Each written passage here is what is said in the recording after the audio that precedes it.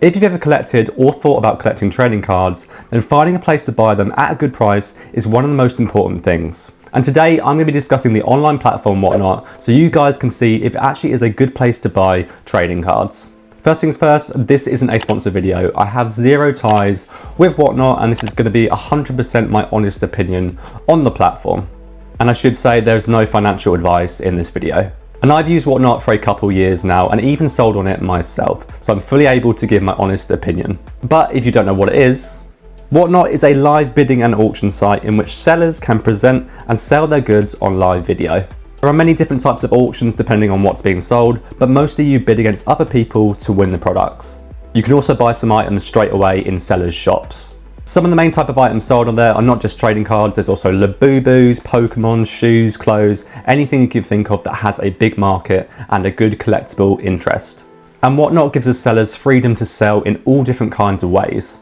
And the most simple type of show you'll see for trading cards is a single show. In these shows, sellers will bring in cards one by one and you can bid on them if you want to buy them. In these, you can also set a maximum bid amount that you're willing to go up to so you don't go over that, and you also have to pay postage on items as well. Now, it can be smart in most cases to buy multiple items in these single shows so that you save money on postage. This really helps as well if you're buying from an international seller. And in my opinion, single shows are the best way to complete a whole card set, but also pick up some nice numbered and expensive cards as well. And as someone who takes part in these single shows, there aren't really that many negatives as well, because you can communicate in the chat to the seller, organise a deal, and even pick up some good bargains as well.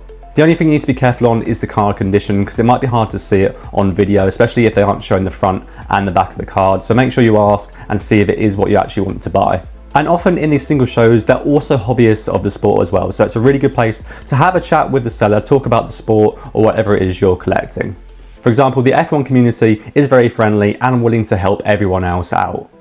Now, one really important aspect of Whatnot is to not let other people's bids influence how much you're willing to pay for a card. When bidding in general, don't get suckered into overpaying for a card just because you get into a bidding war, because there's no point in paying over the market value for anything. Remember that people have zero budget when it comes to cards. They can spend infinite amounts on them, and don't get suckered into paying more than you can afford.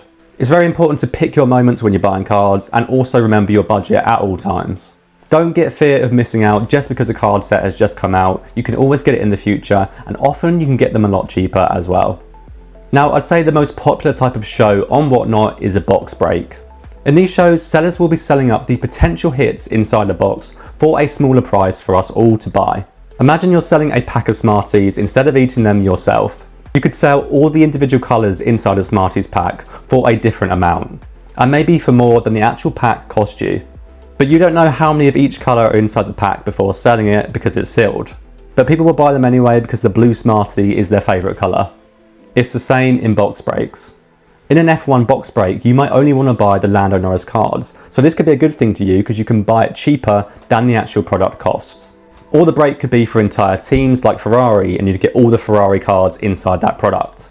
But make sure you listen to the sellers and check their show notes because each break could be different.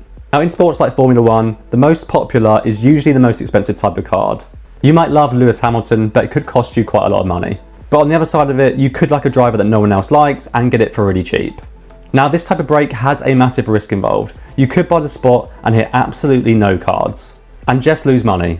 But then again, it's very similar to buying a box of trading cards for yourself. You have no idea what's going to be inside of it and you might not get what you want. But in that scenario, you definitely get something. And this type of break won't be for everyone. You need to understand the risks involved this kind of break.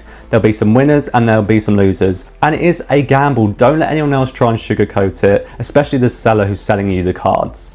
You're gambling to try and get that big pull. And if you aren't happy doing that, then don't take part. Easier said than done, but that could have a big impact on your life financially. And if you do struggle with this, feel free to reach out to me on Instagram or any other socials as well. But either way, never spend more than you can afford to lose, and the best breakers will actually tell you that themselves. Set yourself a sensible budget, and if you want to risk any of that on breaks, then go for it.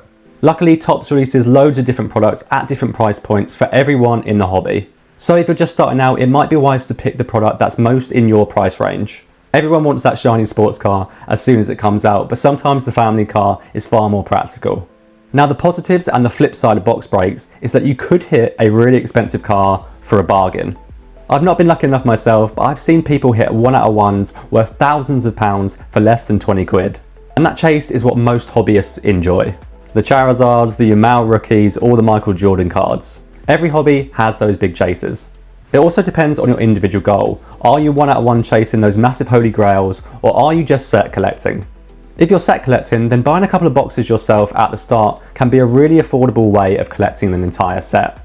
Now, in my opinion, box breaks are the best when they have multiple boxes or cases available for sale. Let's say a breaker is doing a 12 box case of F1 Chrome, or a case. Now, these 12 boxes would cost around about 3 grand, which for most people is a lot to spend in one go on cards, especially if you don't want all the duplicates and base and the selling and all the hassle that goes with it. And in this case break, you could buy the Lewis Hamilton spot, for example, for £400, which gives you all of his potential cards in all 12 boxes, which in my opinion is a good option to have, especially if you're chasing that one sports star. Even better if you collect the cheaper spots. Again, you might not hit big and you might lose some money, but at least you're increasing your odds. And from my experience, and it might be quite obvious, but the people that spend the most, generally speaking, get the big hits as well. Now, one important thing to note is that the sellers will be making some money from these boxes. They aren't sitting there by themselves for a couple of hours at a time selling you this product for free. But in my opinion, the best people to buy for are the ones that are fully invested in the hobby as well. I've joined streams before when it's obvious that the seller doesn't have a clue about the product. And those sellers typically have higher prices on the products as well. I saw a good example of this on F1 2024 Chrome. In a case, all the autograph boxes are on one side of the case and the rest are all normal. Now obviously the 6 boxes on the side with the auto are worth way more than the ones without the auto. And in this stream, in a 1 box break, this seller had no idea if it's an auto or a non-auto box. And they'll always say it's just a loose box, it could still have an autograph in it. But I wouldn't trust these people as far as I could throw them. Yet some people will still pay full prices for the spots, even though it's essentially a scam if they know it's a non-auto box. So make sure you learn about the products before buying them. But remember that sellers are taking some risk buying the products in bulk to sell to us. And the most important thing to focus on is what you're getting for your money. Now, one grey area in the whole of card collecting hobbies is scalping, which is buying loads of one product with the intention of investing and selling it in the future for a higher amount, creating more demand and making it more expensive for the average hobbyist. And the amount of product that a breaker can get hold of or a reseller compared to just a general hobbyist is typically more. But then again, they do a lot of work to get the connections and buy the boxes as soon as they come out. And at the end of the day, a company like Topps is just a business trying to make the most money possible, so they will sell their product to the highest bidder.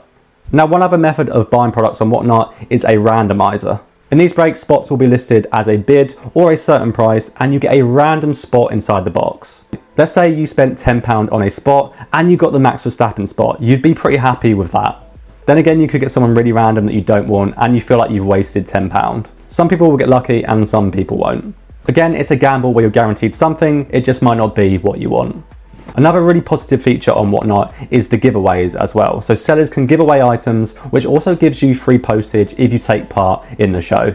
And I think this is a really good thing that sellers can do, because it means that people that are international can get postage much cheaper and take part as well. So all in all, should you be buying cards on Whatnot?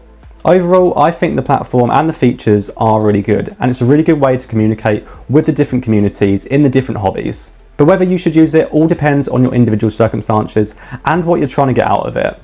Ask yourself, what is your budget? Can you afford to sustain the hobby? I remember when I first started out, I'd be buying things left, right and centre from different shows and getting all assortment of random cards and just not knowing what to do with them. And there's probably still hundreds of those cards sitting behind me in here somewhere.